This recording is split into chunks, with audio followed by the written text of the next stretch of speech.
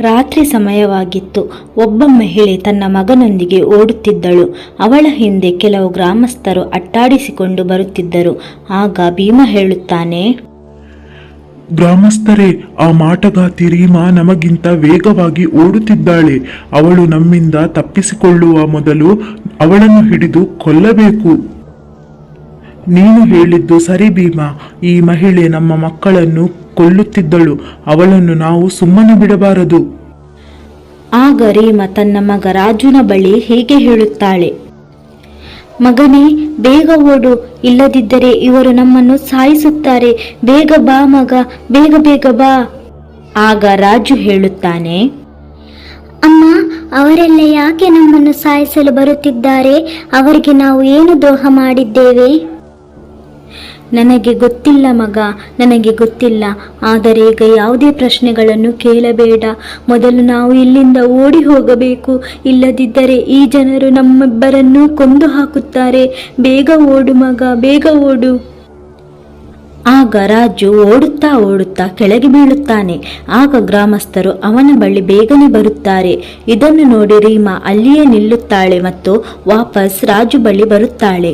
ಆಗ ಅಲ್ಲಿಗೆ ಆ ಗ್ರಾಮಸ್ಥರು ಬಂದು ನಿಲ್ಲುತ್ತಾರೆ. ಆಗ ರೀಮಾ ಅವರ ಬಳಿ ಹೀಗೆ ಹೇಳುತ್ತಾಳೆ, ಅಣ್ಣಂದಿರೇ, ನಾವು ನಿಮಗೆಲ್ಲ ಏನು ಹಾನಿ ಮಾಡಿದ್ದೇವೆ? ನೀವೆಲ್ಲರೂ ನಮ್ಮ ಹಿಂದೆ ಏಕೆ ಬಿದ್ದಿದ್ದೀರಿ? ಏನು ಮಾಡಿದ್ದೀಯಾ? ನೋಡಿ ಗ್ರಾಮಸ್ಥರೇ, ಇವಳು ಏನು ಕೇಳುತ್ತಿದ್ದಾಳೆಂದು. ನಮ್ಮ ಮಕ್ಕಳನ್ನು ಕೊಂದು ತಿಂದಿದ್ದಾಳೆ. ಈಗ ಏನು ಮಾಡಿದ್ದೇವೆ ಎಂದು ಕೇಳುತ್ತಿದ್ದಾಳೆ.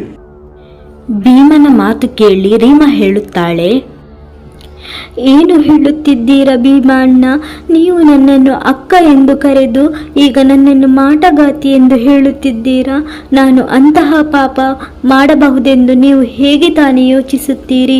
ನಾನು ಯಾವ ತಪ್ಪನ್ನು ಮಾಡಿಲ್ಲ. ನಮ್ಮನ್ನು ಇಲ್ಲಿಂದ ಹೋಗಲು ಬಿಡಿ, ದಯವಿಟ್ಟು.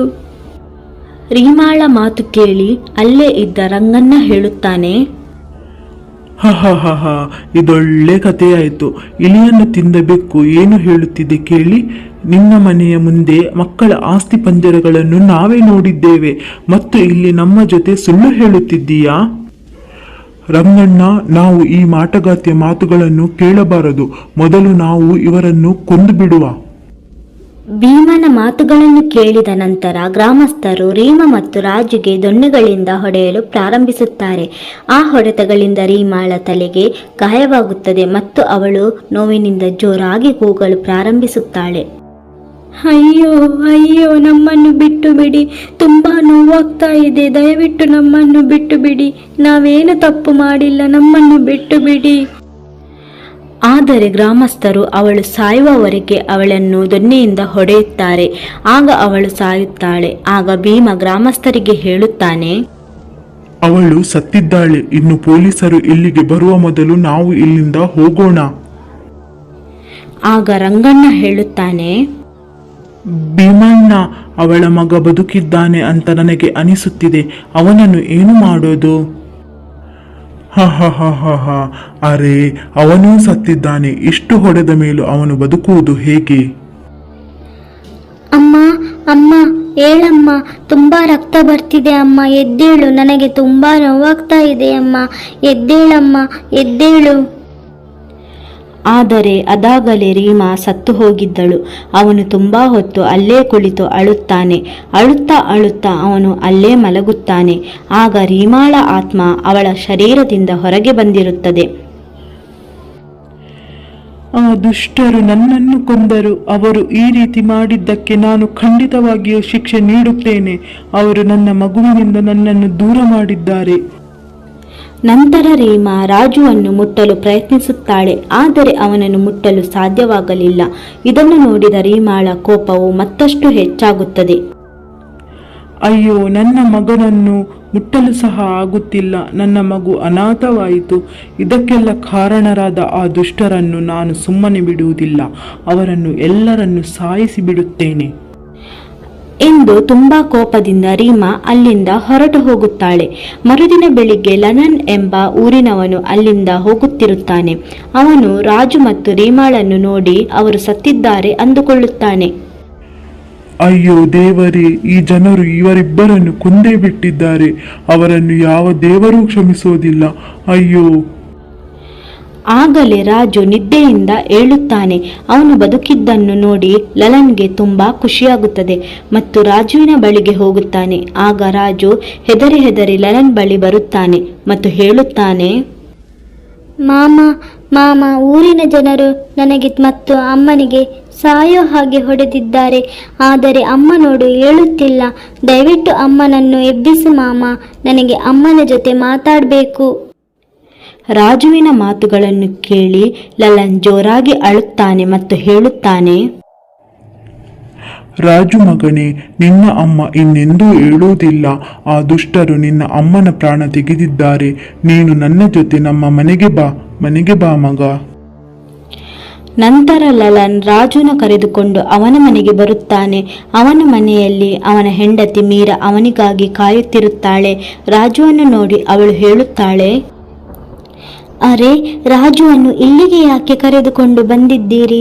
ಗ್ರಾಮಸ್ಥರಿಗೆ ಗೊತ್ತಾದರೆ ನಮ್ಮನ್ನೇ ಕೊಂದು ಬಿಡುತ್ತಾರೆ. ಅದಕ್ಕೆ ಇವನನ್ನು ಎಲ್ಲಿಂದ ಕರೆದು ತಂದಿದ್ದೀರಾ? ಅಲ್ಲಿಯೇ ಬಿಟ್ಟು ಬನ್ನಿ ಬೇಗ. ಇದನ್ನು ಕೇಳಿದ ಲಲನ್ಗೆ ತುಂಬಾ ಕೋಪ ಬರುತ್ತದೆ ಮತ್ತು ಹೇಳುತ್ತಾನೆ, ಏನು ಹೇಳುತ್ತಿದ್ದೀಯ ಮೀರಾ? ಇವನು ಇನ್ನೂ ಚಿಕ್ಕ ಹುಡುಗ ಮತ್ತು ಇವನು ನಿನ್ನನ್ನು ಚಿಕ್ಕಮ್ಮ ಎಂದು ಕರೆಯುತ್ತಾನೆ. ಆದ್ದರಿಂದ ನೀನು ಇವನನ್ನು ಬಿಟ್ಟು ಬನ್ನಿ ಎಂದು ಹೇಳಬೇಡ. ನಾನು ಇದನ್ನು ಎಂದಿಗೂ ಮಾಡುವುದಿಲ್ಲ. ಅವನನ್ನು ಈ ಮನೆಯಿಂದ ಎಲ್ಲಿಗೂ ಕಳಿಸುವುದಿಲ್ಲ.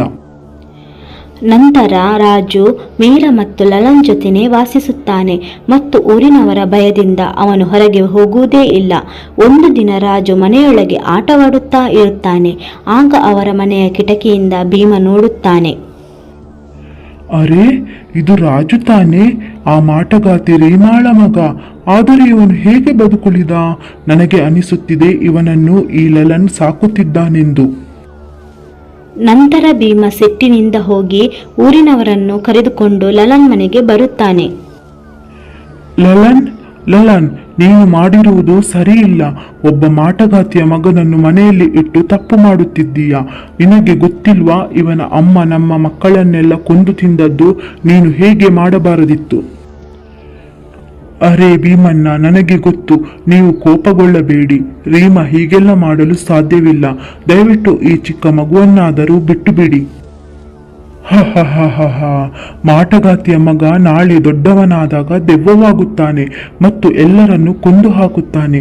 ಅದಕ್ಕಿಂತ ಮುಂಚೆ ನಾವೇ ಇವನನ್ನು ಕೊಂದು ಹಾಕುತ್ತೇವೆ ಎಂದು ಹೇಳಿ ಭೀಮ ಮತ್ತು ಊರಿನವರು ರಾಜುವನ್ನು ಕೊಲ್ಲಲು ಹತ್ತಿರ ಬರುತ್ತಾರೆ. ಆಗಲೇ ಆಕಾಶದಲ್ಲಿ ಜೋರಾಗಿ ಗುಡುಗು ಮಿಂಚು ಬರುತ್ತದೆ. ಆಗಲೇ ಅಲ್ಲಿಗೆ ರೀಮಾಳ ದೆವ್ವ ಬರುತ್ತದೆ. ನನ್ನನ್ನು ಕೊಂದ ನಂತರ ನೀವೆಲ್ಲರೂ ನನ್ನ ಮಗನನ್ನು ಕೊಲ್ಲಲು ಬಯಸುತ್ತಿದ್ದೀರಾ? ನಾನು ಯಾರನ್ನೂ ಬಿಡುವುದಿಲ್ಲ. ಈ ಮಳೆಯಲ್ಲಿ ಎಲ್ಲರೂ ಸಾಯುತ್ತೀರಿ ಎಂದು ಹೇಳಿ ಅವಳು ಅಲ್ಲಿಂದ ಹೋಗುತ್ತಾಳೆ ಮತ್ತು ಆ ಗ್ರಾಮದಲ್ಲಿ ಮಳೆಯಾಗಲು ಪ್ರಾರಂಭಿಸುತ್ತದೆ ಮತ್ತು ಇದು ಹಲವಾರು ದಿನಗಳವರೆಗೆ ಮುಂದುವರಿಯುತ್ತದೆ. ಸಮೀಪದ ನದಿ ತುಂಬಿದ ಕಾರಣ ಗ್ರಾಮವು ಜಲಾವೃತವಾಗುತ್ತದೆ. ನಂತರ ಗ್ರಾಮಸ್ಥರು ವಿಧಿಯಿಲ್ಲದೆ ಭೀಮ ಮತ್ತು ಎಲ್ಲರೂ ಲಲನ್ ಮನೆಗೆ ಬರುತ್ತಾರೆ. ಆಗ ಭೀಮ ಲಲನ್ಗೆ ಹೇಳುತ್ತಾನೆ, ಲಲನ್, ನಿನ್ನಿಂದ ಮಾತ್ರ ಈ ಮಳೆಯಿಂದ ನಮ್ಮನ್ನು ರಕ್ಷಿಸಲು ಸಾಧ್ಯ. ಇಲ್ಲದಿದ್ದರೆ ಈ ನೀರು ನಮ್ಮೆಲ್ಲರನ್ನು ಕೊಲ್ಲುತ್ತದೆ. ಅರೆ, ನನ್ನಿಂದ ಏನು ಮಾಡಲು ಸಾಧ್ಯ?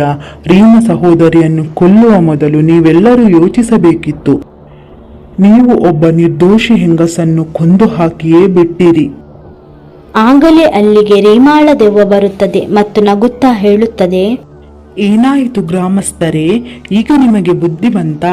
ನೀವು ಲಲನ್ನ ಜೊತೆ ಸಹಾಯ ಕೇಳಲು ಬಂದಿದ್ದೀರಾ? ಆದರೆ ನಾನು ಯಾರ ಮಾತನ್ನು ಕೇಳುವುದಿಲ್ಲ. ನೀವು ಮಾಡಿದ ತಪ್ಪಿಗೆ ನಿಮಗೆ ಶಿಕ್ಷೆ ಆಗಲೇಬೇಕು. ನೀವೆಲ್ಲರೂ ನನ್ನಂತೆಯೇ ತುಂಬ ಸಂಕಟದಿಂದ ಸಾಯಬೇಕೆಂದು ನಾನು ಬಯಸುತ್ತೇನೆ. ನೀವೆಲ್ಲರೂ ಸತ್ತ ನಂತರವೇ ಇಲ್ಲಿ ಮಳೆ ನಿಲ್ಲುತ್ತದೆ. ಅಮ್ಮ, ಬೇಡ ಅಮ್ಮ, ಹಾಗೆಲ್ಲ ಮಾಡಬೇಡ. ಇಲ್ಲದಿದ್ದರೆ ನಿನಗೂ ಅವರಿಗೂ ಏನು ವ್ಯತ್ಯಾಸ? ಇನ್ನೊಬ್ಬರ ಪ್ರಾಣ ತೆಗೆಯುವುದು ಮಹಾಪಾಪ ಎಂದು ನನಗೆ ಹೇಳಿಕೊಟ್ಟವಳು, ಕಲಿಸಿದವಳು ನೀನು. ಈಗ ನೀನೇ ಆ ಪಾಪ ಮಾಡುತ್ತಿದ್ದೀಯಾ? ಇಲ್ಲ ಮಗ, ಈ ಜನರು ತುಂಬಾ ಬುದ್ಧಿವಂತರು ಎಂದು ನಿನಗೆ ತಿಳಿದಿಲ್ಲ. ಇವರೆಲ್ಲರೂ ಈಗ ತುಂಬಾ ನಾಟಕ ಮಾಡುತ್ತಿದ್ದಾರೆ. ಅಯ್ಯೋ ಇಲ್ಲ ಇಲ್ಲ ರೀಮಾ, ನಾವು ನಾಟಕ ಮಾಡುತ್ತಿಲ್ಲ. ನಮ್ಮಿಂದ ತುಂಬಾ ದೊಡ್ಡ ತಪ್ಪಾಗಿದೆ. ಇನ್ನು ಯಾವತ್ತೂ ನಾವು ಇಂತಹ ತಪ್ಪು ಮಾಡುವುದೇ ಇಲ್ಲ. ಇನ್ನು ಮುಂದೆ ರಾಜು ಇಡೀ ಊರಿನ ಮಗನಾಗಿರುತ್ತಾನೆ. ನಂತರ ಮೀರಾ ಲಲನ್ ಮತ್ತು ರಾಜುವಿನ ಇಚ್ಛೆಯಂತೆ ಮಳೆ ಬರುವುದನ್ನು ನಿಲ್ಲಿಸುತ್ತಾಳೆ ಮತ್ತು ಅಲ್ಲಿಂದ ಹೊರಟು ಹೋಗುತ್ತಾಳೆ.